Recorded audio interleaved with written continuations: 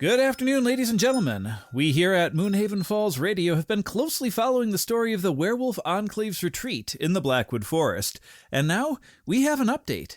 The retreat is coming to an end.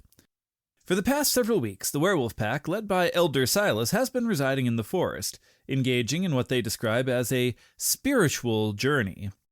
They sought a deeper connection with nature and a sense of balance, much to the initial alarm of the residents of Moonhaven Falls. However, as time has passed, and with continued reports from our own reporters, even a few words from the brave residents, it has become quite clear that the werewolves pose the town no threat. In fact, they've become model neighbors, keeping to themselves and the forest, even sharing some of their traditions and music, as we heard in the interview with Lyra last week. Sheriff Elara Thompson has confirmed that the werewolves will be departing from the Blackwood Forest by the end of the coming week. They apparently plan to return to their various homelands, which remain undisclosed. The departure is expected to be peaceful, and the Sheriff's Department will be on hand to ensure a smooth transition. We here at the Moonhaven Falls Crystal Network would like to thank the residents of Moonhaven Falls for their patience and understanding during this unusual time. We also extend our gratitude to Elder Silas and the Werewolf Pack for choosing to engage with us and to share their story. This chapter may be closing, but it will not soon be forgotten. And we here at the Moonhaven Falls Crystal Network will continue to follow any developments and keep you informed. Timber.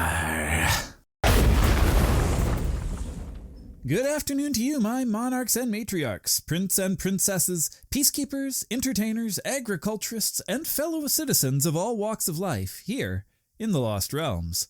Welcome back to Crossroads Chronicles, where we traverse the diverse landscapes and meet fascinating individuals shaping the Lost Realms.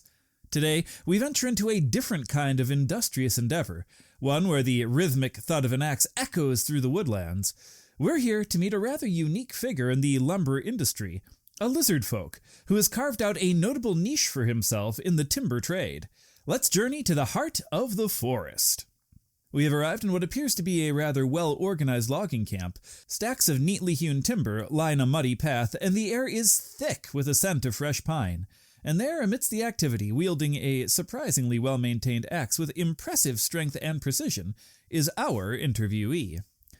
Joining us today is Scale Splitter Grok, a lizardfolk lumberjack whose efficiency and unique perspective have made him notable within the local logging community.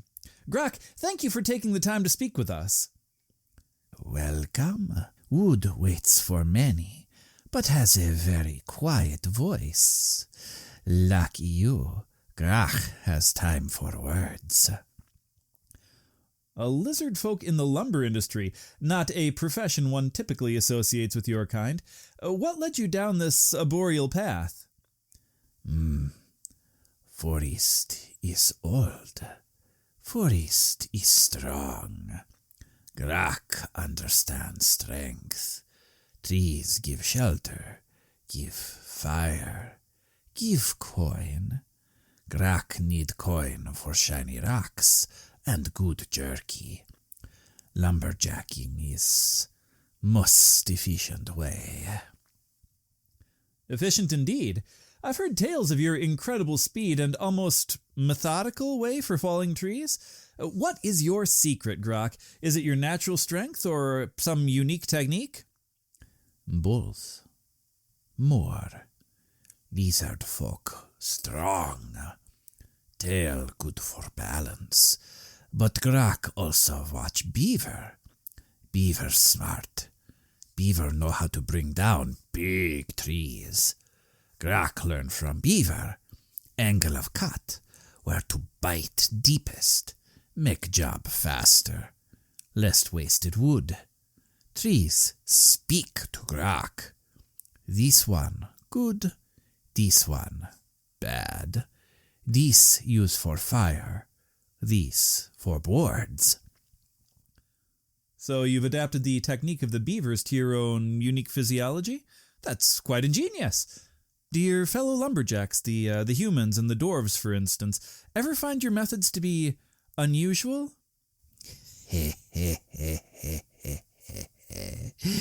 Humans slow, dwarves stubborn. They use big swing, take many break. Grach strong. At first they look. Now they see stack of wood. They ask Grach for tip. Sometimes Grach show them for extra jerky. A fair price, I'm sure. I imagine your natural resilience to the elements also gives you an advantage in this line of work. Cold does not bother Grach. Cold does not bite Grach like it does soft skins. Rain makes scales shiny. Sun good for basking after long day of chopping. Forest is home. Grach feel comfortable here. I understand you also utilize some rather unconventional tools alongside of your axe. I've heard whispers of specially treated claws, even a surprisingly effective tail whip for clearing underbrush. Claws good for stripping bark fast. Tail efficient for clearing small things. Saves bending. Save time. Grach like saving time. More time for jerky. Well, it sounds like you've truly streamlined the lumberjacking process. Have you faced any particular challenges or prejudices in this profession, being a lizard folk? Some fear scales. Some think lizard folk only good for swamp and eating bug. But Grach show them. Grach work hard. Grach bring good wood. Coin speak louder than fear. Now many villages happy to buy Grach lumber. Good quality. Fair price. And that is a ringing endorsement to your skill and dedication. What do you find most rewarding about your work? The physical exertion, the satisfaction of felling a mighty tree, maybe the acquisition of those aforementioned shiny rocks and jerky?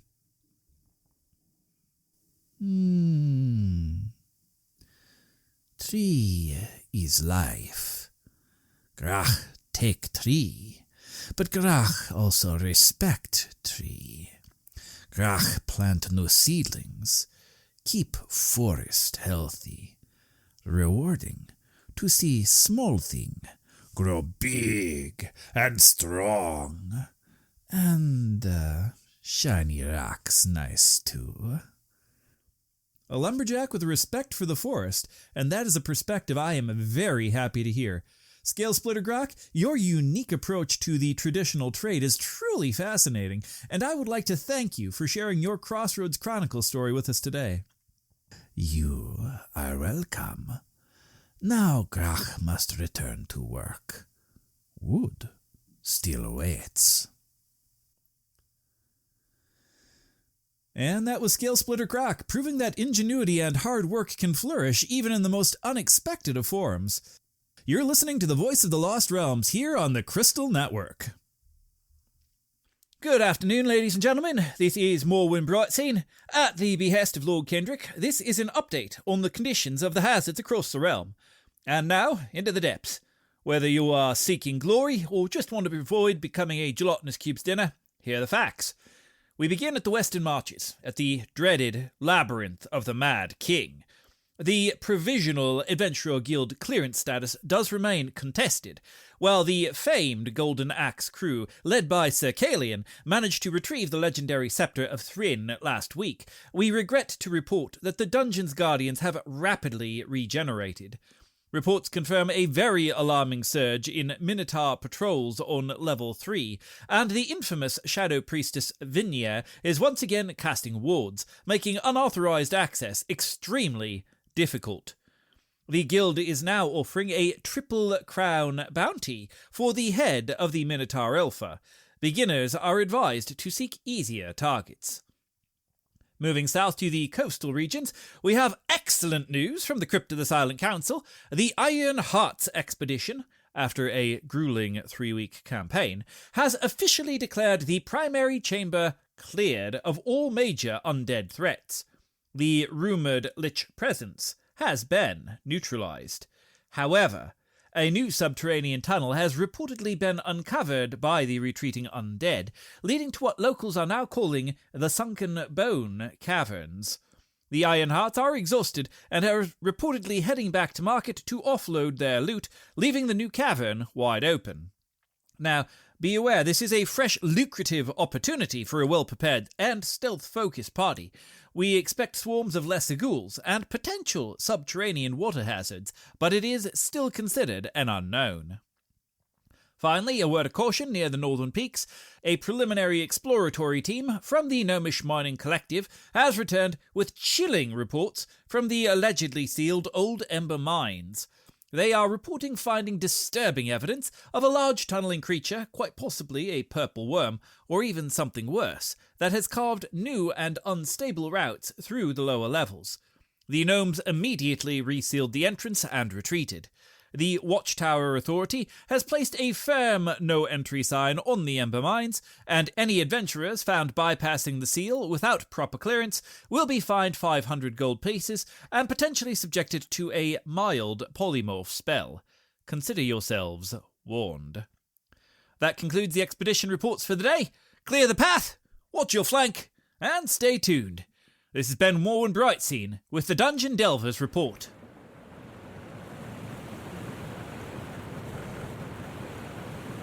Greetings, Seekers of Destiny, and welcome once more to the arcane whispers of Elara Meadowlight. 12 days have now passed since the mountain began its song in rumbling bass. 14 weeks have passed since the phoenix's fiery ascent, and the deep rhythmic hum from the Dragon-Tooth Mountains continues its ancient song. The world is alive with shifting energies, and today the subtle takes on a new and vibrant hue. The unseen hand of destiny moves again in mysterious ways, for the peculiar and vanishing feline has returned to its lofty perch in the ancient willow, gazing down at the rushing Moonhaven Falls. This time, the cat is not a simple tabby. This time, the ever-shifting mountain cat is a calico. A vibrant tapestry of black and orange and white and azure. Its gaze still steady, its paw still raised in that deliberate and unmistakable wave. The appearance of a calico is a powerful omen, for these felines are believed to be vessels of luck, guardians of hearth and home, and often the bridge between worlds.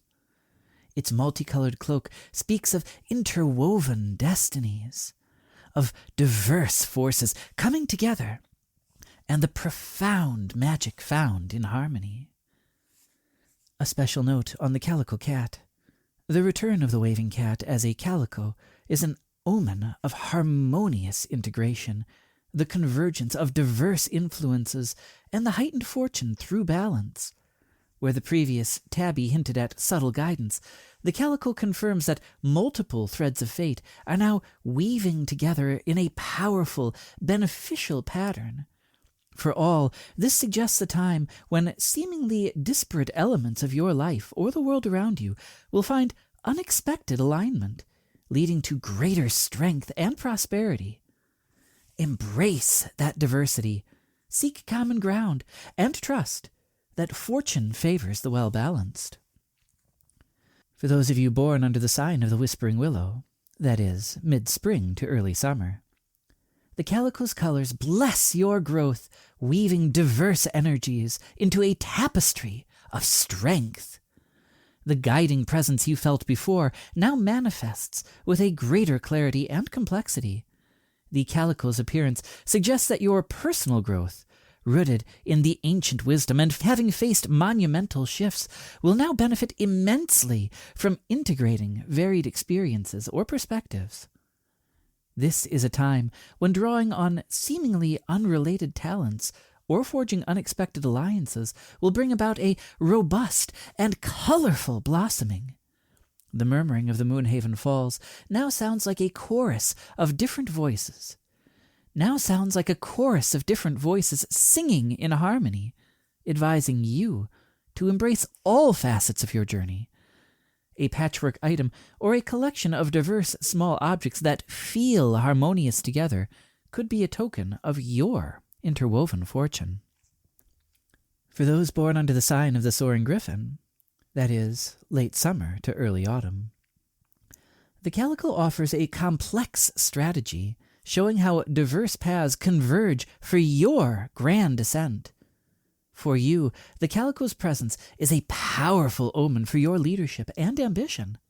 It indicates that overcoming the immense challenges posed by the mountain and utilizing the insight of the ancient key will require you to master the art of combining varied approaches.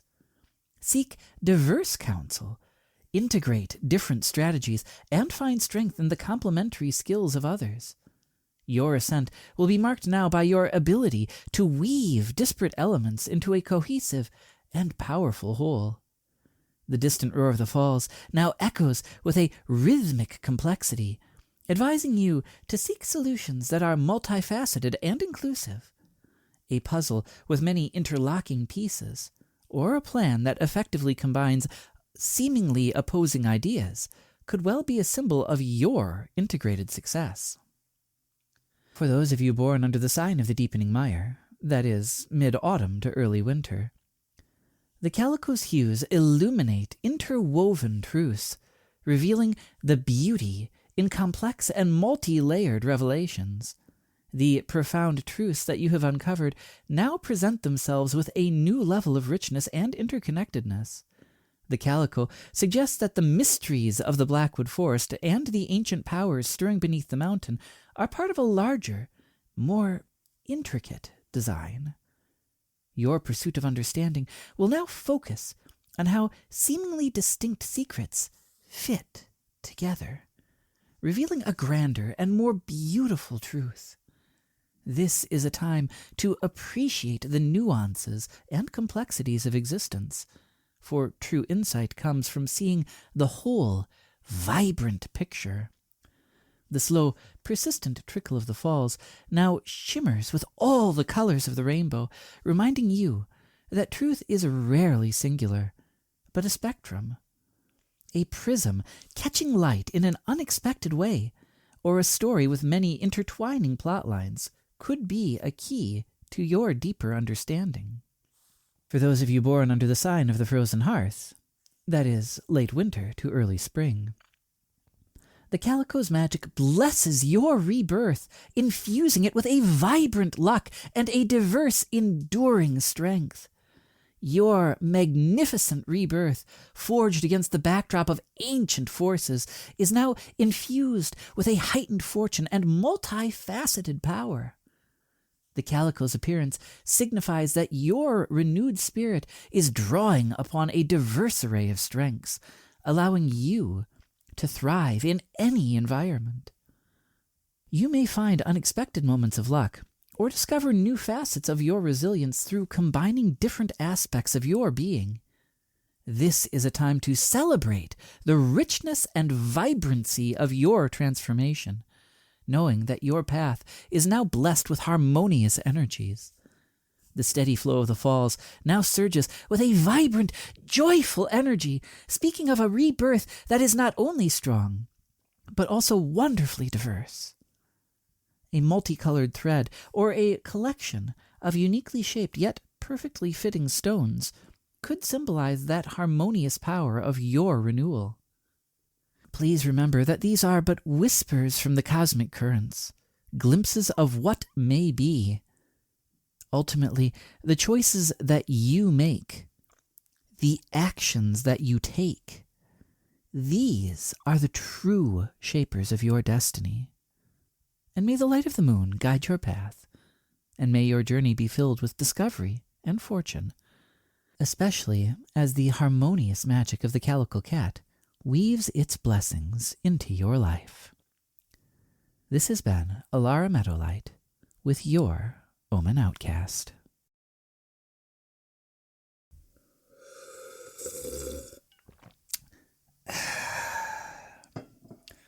A very pleasant evening to you, Moonhaven Falls. This is Audric Cashmere. It has now been 1 week since the gnome intervention, and I am happy to report that the sky is a lovely, boring shade of grey-blue, quite appropriate for the season. And I now feel safe saying that I at least believe the dragon's duel has been resolved, as far as we are concerned. The dragons have departed, and as Igneous ordered, they have left behind an apology gift in the center of the town square, replacing the unfortunate fountain they destroyed. Naturally, they named it the Frostburn Fountain, a delightful-looking piece with statues of the siblings standing shoulder to shoulder and facing opposite directions. Each is holding out a single hand from which pure water pours. The basin, however, is a fascinating piece of magical engineering. It constantly radiates a gentle, localized fire magic, keeping the air in the square a comfortable 70 degrees, presumably year-round.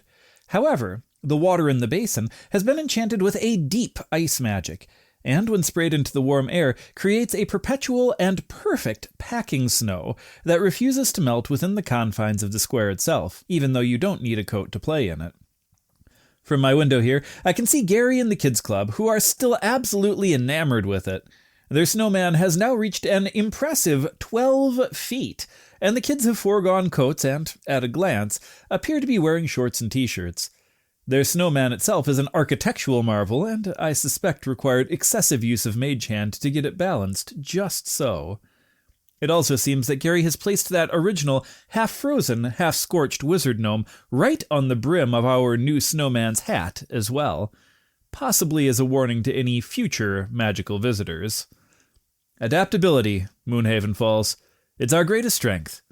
Thanks for listening, and enjoy the perfect weather in the town square. A big thank you to you, ladies and gentlemen. This concludes our episode for the week.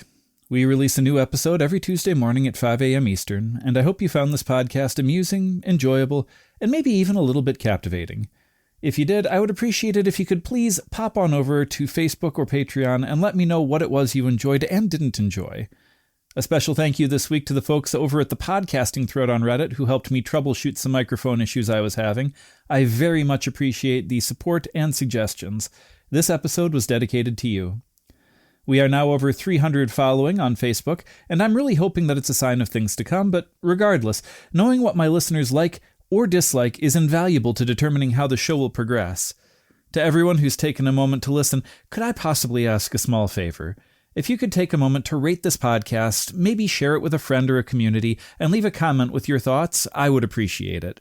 You taking a brief moment to let others know that we're worth listening to by rating us is a free, simple action. Spreading the word about my weekly episodes would also be a great help to me personally. And if you haven't already, please subscribe to the channel or follow the podcast. It's a simple action that lets the algorithm know that you listened to and want to continue hearing these stories. For anyone who wishes to directly invest in the future of our work, please explore our community on Patreon. I personally write, edit, and produce all of the content for this show, and if you want to buy me a cup of coffee per month as encouragement to continue doing so, I gratefully accept. Thank you to all of our new and returning supporters.